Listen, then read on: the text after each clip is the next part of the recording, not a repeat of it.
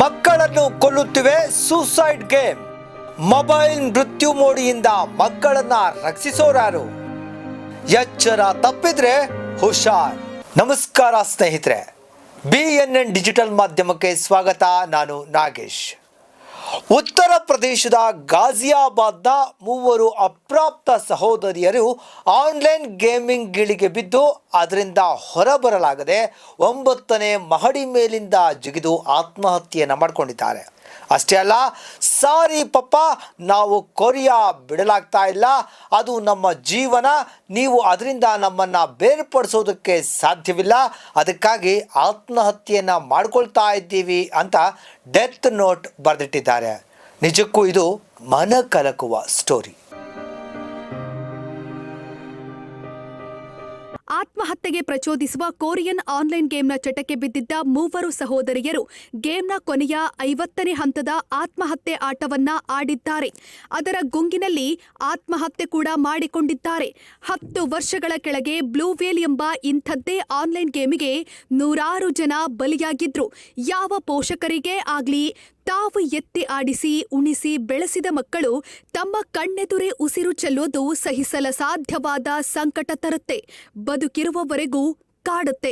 ವಿಪರ್ಯಾಸಕರ ಸಂಗತಿಯೆಂದ್ರೆ ಆ ಅಪ್ರಾಪ್ತ ಸಹೋದರಿಯರ ಕೈಗೆ ಮೊಬೈಲ್ ಕೊಟ್ಟವರು ಅವರ ಪೋಷಕರೇ ಆಗಿದ್ದಾರೆ. ಆ ಜಾಗದಲ್ಲಿ, ಆ ಅಪರಾಧಿ ಸ್ಥಾನದಲ್ಲಿ ನಾವು ಇದ್ದೇವೆ. ಇಂದು ಸಣ್ಣ ಮಗುವಿಗೆ ಅನ್ನ ತಿನ್ನಿಸೋದ್ರಿಂದ ಹಿಡಿದು ಲಾಲಿ ಹಾಡಿ ಮಲಗಿಸೋವರೆಗೆ ಮೊಬೈಲ್ ಅನಿವಾರ್ಯವಾಗಿದೆ. ಅಪ್ಪ ಅಮ್ಮಂದಿರೇ ಮುಂದಾಗಿ ರೀಲ್ಸ್ ಮಾಡೋದು, ಹಂಚಿಕೊಳ್ಳೋದು, ಸಂಭ್ರಮಿಸೋದು ಅತಿಯಾಗಿ ಬಿಟ್ಟಿದೆ.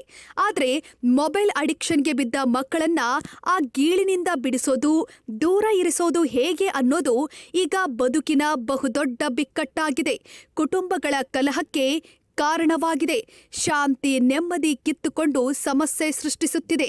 ಹಾಗೆಯೇ ಇದು ಹದಿಹರೆಯದವರಲ್ಲಿ ಹೆಚ್ಚುತ್ತಿರುವ ಮಾನಸಿಕ ಅಸ್ವಸ್ಥತೆ ಮತ್ತು ಆತ್ಮಹತ್ಯೆಯ ಆಲೋಚನೆಗಳಿಗೆ ಪ್ರಚೋದನೆ ನೀಡುತ್ತಿದೆ ಎಂಬ ತಜ್ಞರ ಆತಂಕವನ್ನ ನಿಜ ಮಾಡಿದೆ. ಸುಮಾರು 20 ವರ್ಷಗಳ ಹಿಂದೆ 2007ರಲ್ಲಿ ರಾಜ್ಯ ಸರ್ಕಾರ ಮೊಬೈಲ್ ಬಳಕೆಯಿಂದ ಮಕ್ಕಳ ಮೇಲಾಗುತ್ತಿರುವ ದುಷ್ಪರಿಣಾಮಗಳ ಹಿನ್ನೆಲೆಯಲ್ಲಿ 16 ವರ್ಷದೊಳಗಿನ ಮಕ್ಕಳು ಮೊಬೈಲ್ ಬಳಸೋದನ್ನ ನಿಷೇಧಿಸುವ ಮಹತ್ವದ ನಿರ್ಧಾರ ಕೈಗೊಂಡಿತ್ತು. ಶಾಲಾ ಆವರಣದಲ್ಲಿ ಮೊಬೈಲ್ ಬಳಸಿದ್ರೆ ಅದನ್ನ ಕಿತ್ತುಕೊಳ್ಳಲು ಶಿಕ್ಷಕರಿಗೆ ಅಧಿಕಾರ ಕೊಡಲಾಗಿತ್ತು. ಆದರೆ ಮೊಬೈಲ್ ಕಂಪನಿಗಳು ಕೋರ್ಟ್ ಮೆಟ್ಟಿಲು ಹತ್ತಿ ನಿಷೇಧ ಹಿಂತೆಗೆದುಕೊಳ್ಳುವಂತೆ ನೋಡಿಕೊಂಡಿದ್ದವು. ಮೊಬೈಲ್ ಕಂಪನಿಗಳ ಅದೃಷ್ಟಕ್ಕೆ ಕೊರೋನಾ ಅವಕಾಶಗಳ ದಿಡ್ಡಿ ಬಾಗಿಲನ್ನೇ ತೆರೆಯಿತು. ಆನ್ಲೈನ್ ಕ್ಲಾಸ್ ಆರಂಭವಾಗಿ ಅಧಿಕೃತವಾಗಿ ವಿದ್ಯಾರ್ಥಿಗಳಿಗೆ ಮೊಬೈಲ್ ಮುಖ್ಯ ಎಂಬ ಸಂದರ್ಭ ಸೃಷ್ಟಿಯಾಯಿತು. ಶಾಲಾ ಕಾಲೇಜುಗಳ ಶಿಕ್ಷಕರು ಅಧ್ಯಾಪಕರೇ ಮುಂದಾಗಿ ಸಮಯ ಮತ್ತು ಸುರಕ್ಷತೆಯ ನೆಪದಲ್ಲಿ ಮೊಬೈಲ್ ಬೇಕು ಅಂದ್ರು. ಪೋಷಕರು ಅನಿವಾರ್ಯವಾಗಿ ಓದುವ ಮಕ್ಕಳ ಕೈಗೆ ಮೊಬೈಲ್ ಕೊಟ್ರು. ಅವರ ಮೇಲೆ ನಿಗಾ ಇಡೋದನ್ನೇ ಮರೆತು ಬಿಟ್ರು. ಶಾಲಾ ಮಕ್ಕಳ ಕೈಗೆ ಮೊಬೈಲ್ ಸಿಕ್ಕಾಗ ಅವರು ಒಬ್ಬಂಟಿಯಾಗಿದ್ದಾಗ ಉಚಿತ ಸಾಮಾಜಿಕ ವೇದಿಕೆ ಒದಗಿಸುವ Facebook, Instagram, Kik, Reddit, Snapchat, Threads, X, YouTube ಮತ್ತು ಟ್ವೀಟ್ಗಳ ದಾಸರಾದರು. ಸುಲಭಕ್ಕೆ ಸಿಗೋ ಪೋರ್ನ್ ಸೈಟ್ಗಳನ್ನು ಜಾಲಾಡುವ, ಅದರ ಗೀಳಿಗೆ ಬೀಳುವ, ಓದಿನಲ್ಲಿ ಹಿಂದೆ ಬೀಳೋ, ಒಂಟಿಯಾಗಿರೋ ಮನಸ್ಥಿತಿಗೆ ಬಂದರು. ಮುಂದುವರೆದು ಆನ್ಲೈನ್ ಆಟಗಳಲ್ಲಿ ಮುಳುಗಿ ಹೋಗುವ, ಬೆಟ್ಟಿಂಗ್ ದಂಧೆಗಳಲ್ಲಿ ಭಾಗಿಯಾಗಿ ಹಣ ಕಳೆದುಕೊಳ್ಳುವ, ಸೋತಾಗ ಮಾನಸಿಕ ಖಿನ್ನತೆಗೆ ಜಾರುವ ಸ್ಥಿತಿ ಕೂಡ ಸಾಮಾನ್ಯವಾಗಿಬಿಟ್ಟಿದೆ. ಮುಂದುವರಿದು ಈಗ ಎಲಾನ್ ಮಸ್ಕ್ ಒಡೆತನದ ಎಕ್ಸ್ನಲ್ಲಿ ಉಚಿತವಾಗಿ ಸಿಗುವ ಕೃತಕ ಬುದ್ಧಿಮತ್ತೆ ಸಾಧನ ಗ್ರೋಕ್ ಮೂಲಕ ಲೈಂಗಿಕವಾಗಿ ತಿರುಚಲಾದ ಚಿತ್ರಗಳನ್ನು ಸೃಷ್ಟಿಸೋದು ಕೂಡ ಚಾಲ್ತಿಗೆ ಬಂದಿದೆ. ಅವು ಮುಖ್ಯವಾಗಿ ಹೆಣ್ಣು ಮಕ್ಕಳನ್ನೇ ಟಾರ್ಗೆಟ್ ಮಾಡುತ್ತಿವೆ, ಬೆದರಿಸೋದಕ್ಕೆ, ದುರುಪಯೋಗಕ್ಕೆ ಬಳಕೆಯಾಗುತ್ತಿವೆ. ನಿಯಂತ್ರಣವಿಲ್ಲದ ಡಿಜಿಟಲ್ ಲೋಕದಿಂದಾಗಿ ಇಂದು ನಮ್ಮ ಮಕ್ಕಳು ಒಂಟಿಯಾಗಿ ಎದುರಿಸಲಾಗದಂಥ ಅಪಾಯಕಾರಿ ಜಾಗಕ್ಕೆ ತೆರೆದುಕೊಳ್ಳುತ್ತಿದ್ದಾರೆ. ಸಾಮಾಜಿಕ ಜಾಲತಾಣಗಳು ವ್ಯಸನ, ನಿಂದನೆ, ಅಶ್ಲೀಲತೆ, ಮಾನಸಿಕ ಖಿನ್ನತೆ ಮತ್ತು ಹಿಂಸೆಯ ತಾಣಗಳಾಗುತ್ತಿವೆ. ಜೊತೆಗೆ ಸಾಮಾಜಿಕ ಜಾಲತಾಣ ಕಂಪನಿಗಳು ಕೇವಲ ಲಾಭಕ್ಕಾಗಿ ಅಲ್ಗಾರಿದಮ್ಗಳನ್ನು ಬಳಸಿಕೊಂಡು ತಪ್ಪು ಮಾಹಿತಿ ಮತ್ತು ದ್ವೇಷವನ್ನ ಹರಡುವ ವೇದಿಕೆಗಳಾಗಿ ಮಾರ್ಪಟ್ಟಿವೆ. ಇದೆಲ್ಲ ಅತಿಯಾಯಿತು ಎನಿಸಿದಾಗ ಮೊಟ್ಟ ಮೊದಲ ಬಾರಿಗೆ ಆಸ್ಟ್ರೇಲಿಯಾ ಎಚ್ಚೆತ್ತುಕೊಂಡಿದೆ. ತಂತ್ರಜ್ಞಾನ ಬಳಕೆ, ಗೌಪ್ಯತೆ, ಮಕ್ಕಳ ಸುರಕ್ಷತೆ ಮತ್ತು ಮಾನಸಿಕ ಆರೋಗ್ಯದ ಬಗ್ಗೆ ಕಾಳಜಿ ವಹಿಸಿದೆ. 16 ವರ್ಷಕ್ಕಿಂತ ಕಡಿಮೆ ವಯಸ್ಸಿನ ಮಕ್ಕಳಿಗೆ ಸೋಷಿಯಲ್ ಮೀಡಿಯಾ ಪ್ರವೇಶವನ್ನ ನಿಷೇಧಿಸುವ ಕಾನೂನನ್ನ ಜಾರಿಗೆ ತಂದಿತು. ವಿಚಲಿತಗೊಂಡ ವಿಶ್ವದ ಕೆಲವು ದೊಡ್ಡ ತಂತ್ರಜ್ಞಾನ ಕಂಪನಿಗಳು ಕೋರ್ಟ್ ಮೆಟ್ಟಿಲು ಹತ್ತಿದವು. ಆದರೆ ಸರ್ಕಾರ ದೃಢ ನಿರ್ಧಾರ ತಾಳಿತು. ಅದರ ಫಲವಾಗಿ ಆಸ್ಟ್ರೇಲಿಯಾದಲ್ಲಿ ಈಗ ಮಕ್ಕಳಿಗೆ ಸೇರಿದ ಸುಮಾರು 4.7 ಮಿಲಿಯನ್ ಖಾತೆಗಳು ರದ್ದುಗೊಂಡಿವೆ. ಫೇಸ್ಬುಕ್, ಇನ್ಸ್ಟಾಗ್ರಾಂ ಮತ್ತು ಥ್ರೆಡ್ಗಳನ್ನು ಹೊಂದಿರುವ ಮೆಟಾ ನಿಷೇಧ ಜಾರಿಗೆ ಬಂದ ಮರುದಿನವೇ ಸುಮಾರು 5,50,000 ಖಾತೆಗಳನ್ನು ತೆಗೆದುಹಾಕಿದೆ. ಇದೀಗ ಫ್ರಾನ್ಸ್, ಡೆನ್ಮಾರ್ಕ್, ಆಸ್ಟ್ರಿಯಾ ಮತ್ತು ಬ್ರಿಟನ್ ಸರ್ಕಾರಗಳು ಕೂಡ ಇದೇ ರೀತಿಯ ಕಾನೂನು ಜಾರಿಗೆ ತರಲು ಚಿಂತಿಸುತ್ತಿವೆ.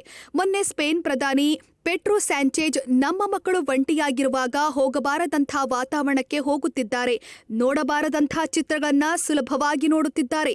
ಇನ್ಮುಂದೆ ಇದನ್ನ ನಾವು ಸಹಿಸೋದಿಲ್ಲ. ನಮ್ಮ ಸರ್ಕಾರ ಇದರ ಬಗ್ಗೆ ಕಣ್ಮುಚ್ಚಿ ಕುಳಿತುಕೊಳ್ಳಲು ಸಾಧ್ಯವಿಲ್ಲ ಎಂಬ ಯುವ ಪೀಳಿಗೆಯನ್ನ ಆನ್ಲೈನ್ ಕಂಟೆಂಟ್ನ ದುಷ್ಪರಿಣಾಮಗಳಿಂದ ರಕ್ಷಿಸಲು ಮುಂದಾಗಿದೆ. ಈಗ ಪ್ರಧಾನಿ ಮೋದಿಯವರು ಕೂಡ ಈ ಬಗ್ಗೆ ಗಂಭೀರ ಚಿಂತನೆಗಿಳಿಯಬೇಕಾಗಿದೆ. ದೇಶದ ಭಾವಿ ಪ್ರಜೆಗಳನ್ನು ಮೊಬೈಲ್ ಮಾಯಾಂಗನೆಯಿಂದ ಬಚಾವ್ ಮಾಡಬೇಕಿದೆ.